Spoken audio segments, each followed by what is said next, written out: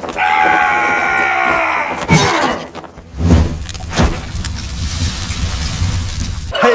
what do you say, my fellow weekend warriors? Today we are making a smoked turkey meatloaf. I've got my pellet smoker going today at 250 degrees Fahrenheit, but you could do this in your oven inside, you could do this in your charcoal grill, whatever kind of smoker you have. 250 degrees Fahrenheit is what you want. I'm out here in the rain and cold today, so I'm under my garage. It's not the normal background you're used to seeing. And let's get right into this smoked turkey meatloaf. And I gotta tell you, we made this last year. In addition to our traditional smoked turkey, we had this. We had a lot of people and we thought we might run out of turkey.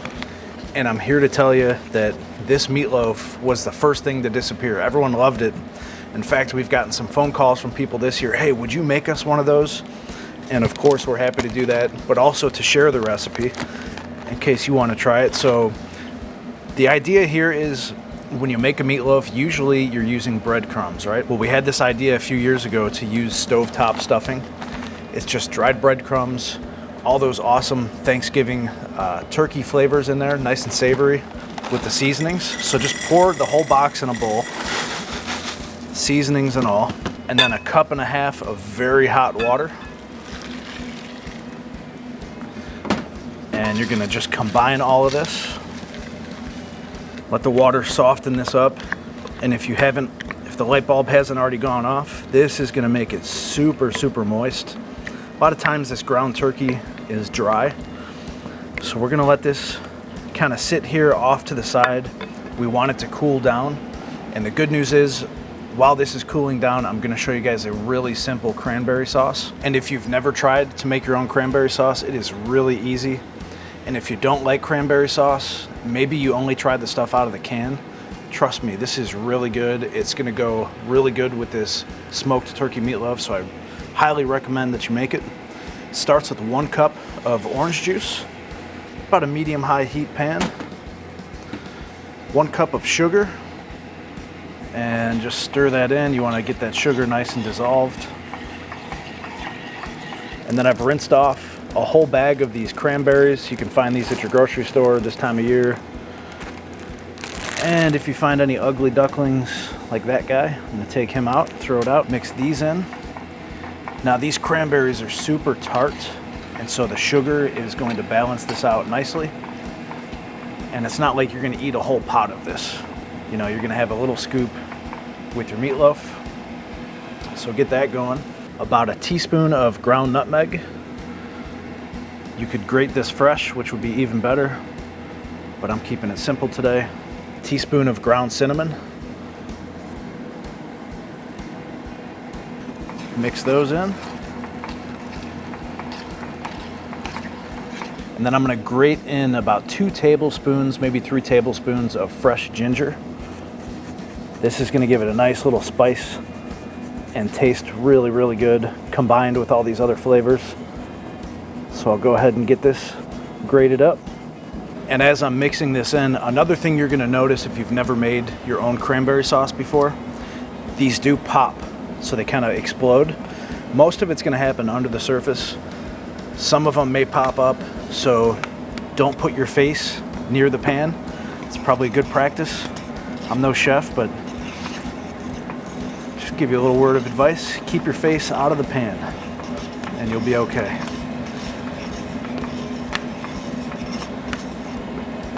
And so what's gonna happen, you can already see these are starting to burst. Over the next 10 minutes, 12 minutes, that's all this is gonna take. They will all burst open. Here we are about 5 minutes in. Don't let it come up to a full boil, just below a boil. Kind of let mine get away from me a little bit, but that's okay. You can already see them starting to fall apart. So just a couple more minutes, and that cinnamon and nutmeg and ginger smells awesome. And look at that, it's been exactly 10 minutes, and this is what you want. They all kind of exploded. Take your spoon, if you see any ones that are still whole, and push down on them, and just make sure they're gonna break down. You don't want any that are undercooked or hard. but this is perfect. Look at that. So you don't want to serve this hot. You don't want to serve it warm. You want to serve it cold. So let this cool down. Put it in a nice jar or serving container and in the refrigerator. And then just before it's time to eat, you're going to take it out and throw it on the plate. And in the 10 minutes that it took to make that cranberry sauce, the stuffing is completely cool now, so we can work with it and get our hands on it. And I gotta tell you something really weird that happened to me at the grocery store when I was buying all this. I'm in one of those self-checkout lines, and there's a guy up in front of me about to check out, you know, so there's one person in front of him, and he's got one of those rotisserie chickens in the little plastic container. And I'm watching him, he opens it up and he starts eating it right there in line. I've seen people take a sip out of their Pepsi or something, or a bag of chips, and they pay for it, right? And then they go on their way. I have no problem with that. And I thought that's what he was gonna do. So he's eating this chicken, and then he gets up, it's his turn to check out, and he checks all of his items out, and he left the half-eaten chicken sitting there. He never rang it up or paid for it. And I just had to laugh. I thought that was so funny. I guess the guy didn't like the way it tasted. Have you guys ever seen anything weird like that? That was a first for me. So anyways, here's our stuffing that's cooled down. You're gonna take 2 eggs and crack those in. It's gonna kind of help bind everything together. About 1/4 cup of Dukes Mayonnaise. Now why would I put mayonnaise in here? This turkey does not have a lot of fat, so we're gonna add some to it. You could add butter, but I like using mayonnaise for this. It's kind of got more flavor in my opinion. Then I've got a 1 onion that I've already sauteed up, diced with about 4 stalks of celery. Get that in here. That's going to add even more moisture and flavor. Go ahead and combine all of this now before we put our turkey in, because I don't have a bigger bowl than this, and once that turkey gets in, it's going to be pretty tough to mix all this together good. Then 2 pounds of ground turkey, and then just start to combine all of this. If you want, use a spoon, but I happen to have gloves that I can use, and that's way easier. So I'm gonna get my hands in here and mix this up. And so now we've got this kind of big soupy mess. So what we have to do is, I've got a little foil pan. This is some parchment paper. We're gonna dump this down on here like so. You see what I'm talking about, kind of how wet it is? What we're gonna do is put this in the freezer after we form it into a loaf. Now you could do 2 smaller, like 1 pound loaves or something, but I like to do a big one. So just shape it however you want it. It does not have to be perfect. Just gonna try and get it nice and even so it cooks evenly. And so putting this in the freezer is gonna help it keep its shape. If you were to throw it in the smoker right now, it's gonna kind of melt, and it's gonna be a disaster. You wouldn't be happy with me. So you gotta freeze it for about an hour, which is perfect timing, because that'll give us time to get the dishes cleaned up and all that, stay nice and relaxed. Then we can come out and put this in, and I'm gonna show you guys how to make a gravy right after that. So we'll be back in about an hour. All right, it's been an hour, and we're ready to put this in the smoker. I'm gonna use my beef jerky rack here. We'll put this right there. Here's our turkey meatloaf. I kind of cut that parchment paper down a little bit, and we're gonna slide it out. Put this pan down here. There's gonna be a lot of drippings. There's a ton of water in this. And so just to keep my smoker clean, I'm gonna do that. And then I'm gonna season it lightly with some Heath Riles garlic jalapeno rub. I wanna stick with the savory flavors here instead of like a sweet barbecue, but you could use whatever you like. Just put a little bit of that on top. You can see that smoke starting to roll. I'm gonna get this door closed. All right, so that's it, nice and simple. We need to get this turkey up to 165 degrees Fahrenheit. That's the safe temperature. And so what I like to do is I'm gonna take it out when it hits about 160, 162, You're gonna get that carryover. When we talk about carryover, what that really is, think about if you're driving a car, you got your foot on the gas, right? You take your foot off, the car's still gonna move forward for a certain distance. That's kind of the same thing with heat building up inside of that turkey meatloaf. You've got all that energy building up. You take your foot off the gas, or in this case, you take it out of the smoker. It's still gonna cook a couple degrees after that. And that's kind of the secret to keeping it nice and moist.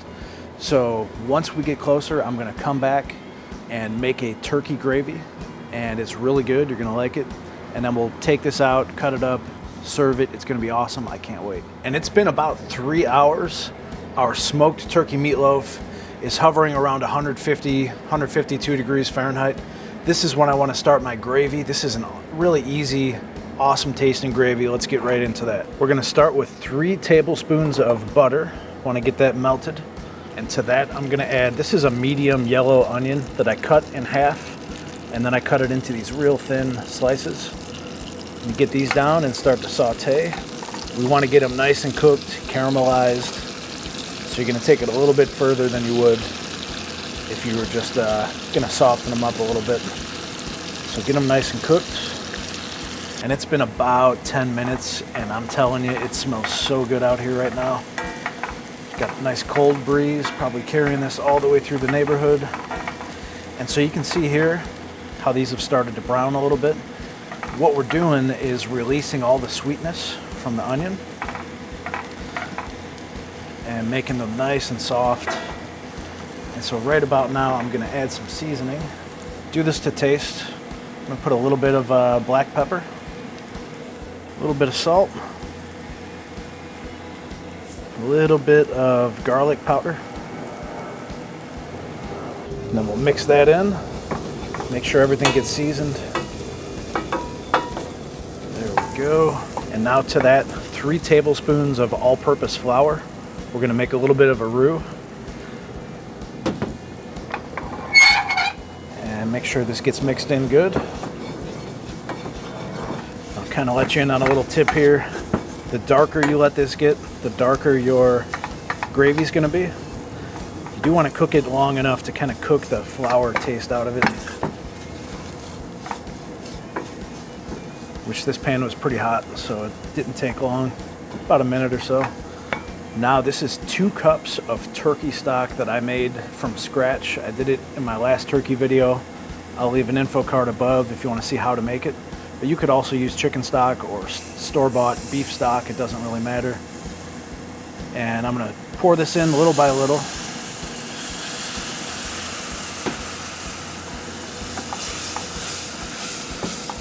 If you go a little at a time, you're gonna avoid getting clumps of flour.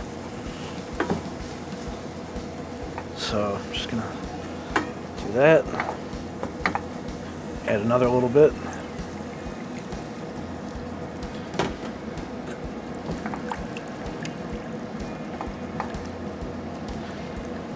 And you'll start to see as we go here that the gravy's gonna start pulling together.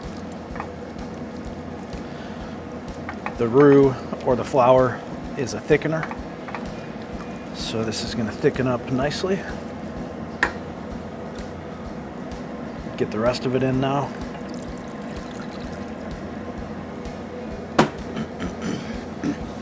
Give that a mix. And now for the secret ingredient, a little bit of Worcestershire sauce, or Worcester sauce, or what's this here sauce? About a teaspoon. Mix that in. And you just want to let this come up to a simmer. So we'll put it on a low simmer, and we're going to let it reduce down. It's really going to start to thicken over the next couple minutes into what looks like your traditional gravy, except mine has onions in it. And this is the kind of low simmer that I'm talking about. And you'll want to stay here with it. Just mix it around every now and again. Don't let the bottom get all scorched and burnt. And you're gonna let it go until it gets a consistency that you are happy with. You are the boss of your gravy, so start acting like it. And if I let that run off, a little bit too watery for me.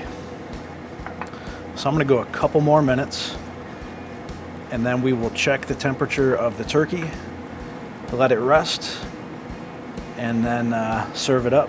It's gonna be good. Alrighty, let's get this door open, see how our smoked turkey meatloaf looks. It smells amazing, I'll tell you that. So there she is. We get a little temperature check. Coming up on 161. We're at about 162. I'm gonna take it out. We'll get plenty of that carryover to get it up to 165. So we're gonna take this out, loosely cover it in foil for maybe 15 minutes, and then we'll cut into it and serve it up. All right, the moment of truth. So let's talk real quick about what we did. The smoked turkey meatloaf, obviously, we put that stovetop stuffing in there instead of breadcrumbs. I showed you how to make a cranberry sauce. I showed you how to make an onion gravy that's gonna go phenomenal on this. Let's cut up this turkey meatloaf and see how it looks. Excellent, excellent color from the smoke. We didn't put any kind of a rub that had a coloring in it. Just a little bit of that salt, pepper, garlic, jalapeno rub. Smells wonderful. I'm gonna go ahead and cut a few slices here from the end. This is so good. And cut them as thick or as thin as you like. Let me turn it so you can see on this one. I'm going about as thick as a piece of brisket would be. Move these out of the way. There you go. So what you're gonna see here, nice smoke ring, nice bark, nice and flavorful. You can see the stuffing in there. Let's cut a few more pieces just to see how we are, more towards the center. God, does that look good. Yes, sir.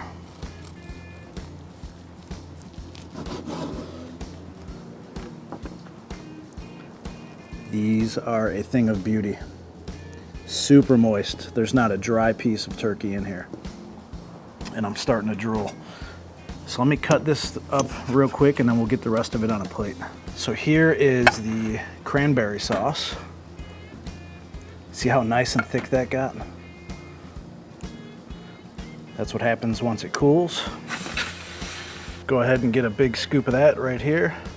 Now for some of that onion gravy. Oh yeah. My stomach is growling so bad right now. It's gonna be delicious. So I'm the kind of guy that likes to get a little bit of everything. I'm gonna get some of this cranberry, a little bit of the potato,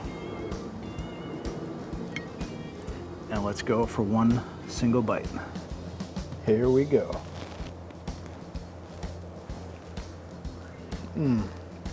You simply cannot beat that flavor profile. I'm telling you, if you try this, you're gonna love it. And hey, if you like what we're doing over here, hit that subscribe button right there, and definitely check out one of those other two videos right there, and I'll see you over there.